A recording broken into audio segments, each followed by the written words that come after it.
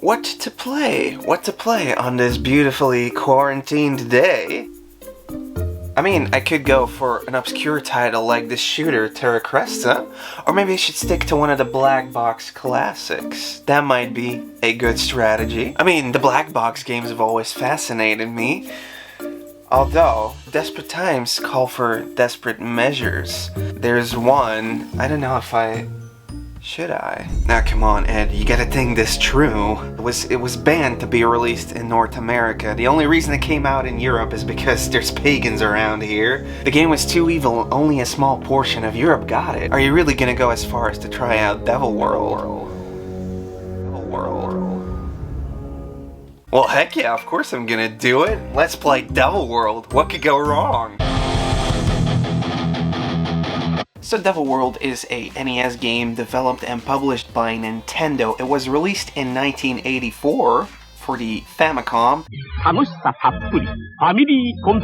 The game was never released in North America. So outside of Japan, it was only released in Scandinavia, which is in Europe. It's like a couple countries over here. And the game was also only available in a small box. At first glance, you're probably going to see this game separating itself by the cover art, which isn't pixelated. Now, all of the European versions of the black box games actually got a drawn cover. So that's why this one is only seen with this cover. The pixelated versions of the black box cover art was actually created for the USA releases. Now, what type of game are ya? Let's plug it in and play. Here we go. I hope this definitely lives up to the expectations of being a terribly evil game. I think we're gonna play one player. First screen says, attack the Devil's World.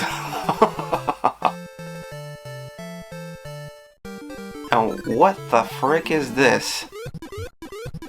It's a freaking maze game. This is like Pac-Man on LSD. What am I looking at?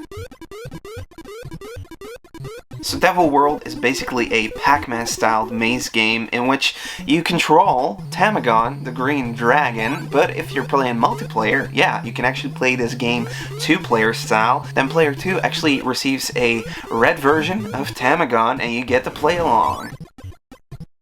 So Tamagon basically has to navigate through a couple of mazes that are filled with monsters. You can upgrade yourself, you can power up by touching the crosses, which is probably why this Shigeru Miyamoto made game. Yeah, Shigeru Miyamoto.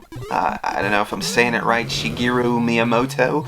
This guy made the game and it wasn't localized to America. It's the only game of his that wasn't localized in the USA. And this was due to Nintendo of America's strict policies against religious icons in games. So yeah, you can't really show a cross in a game. In the first maze, once you have the cross, you actually power up. You can shoot breaths of fire out. You can also collect some ice creams. You can collect eggs. Now, on top of the maze, you're actually finding the devil. The devil is the blue guy on top there. He's basically just dancing on top of the screen, and he's actually pointing in the direction that 4 of his minions have to move the maze to by using pulleys and ropes.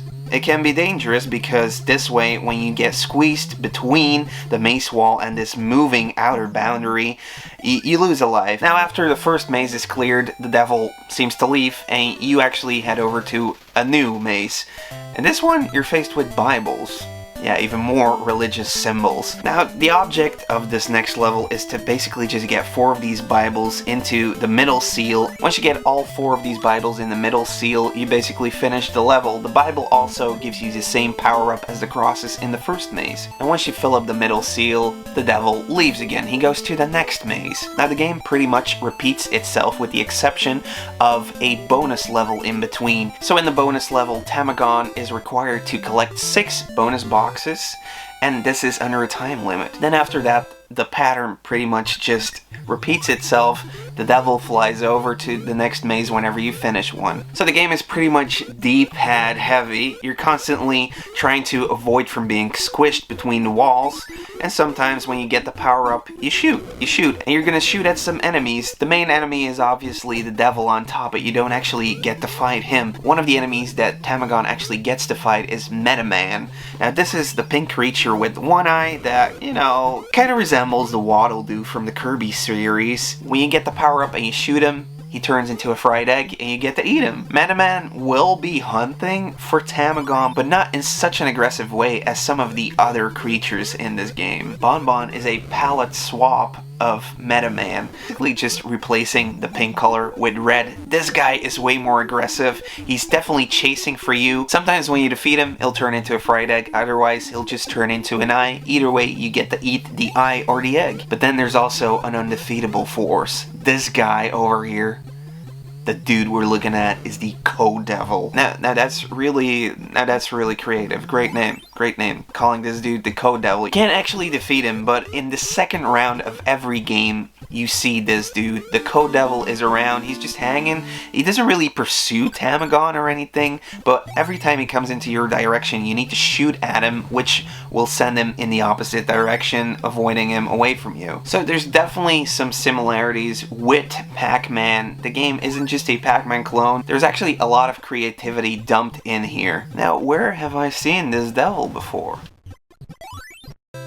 I recognize you. I know. Devil himself was actually featured in Super Smash Bros. Brawl, so that's where you probably know him from. Now, as for the reception of the game, some say that this is a gem of an action game from the Mario creator Shigeru Miyamoto. So you're gonna get people that are really into it. Most of them are just like, this is obviously just a Pac-Man clone, and it actually ranks in 4th place in the top 10 Pac-Man clones. So yeah, who is this game for? Obviously, if you're into Pac-Man and you want a new challenge, this is definitely one to go for. Any NES full set that are also collecting the PAL versions are gonna want this game. It's definitely a cool one. It is exclusive to the Scandinavian area of Europe, and that's what makes it kind of expensive. A loose game of this NES game will cost you about $100. If you want a complete unbox, you're gonna have to throw down around $600. Now, of course, if you want to get it the cheap way, you can always get the Famicom cart, which averages around $5. So yeah, this game totally wasn't what I was expecting. I mean,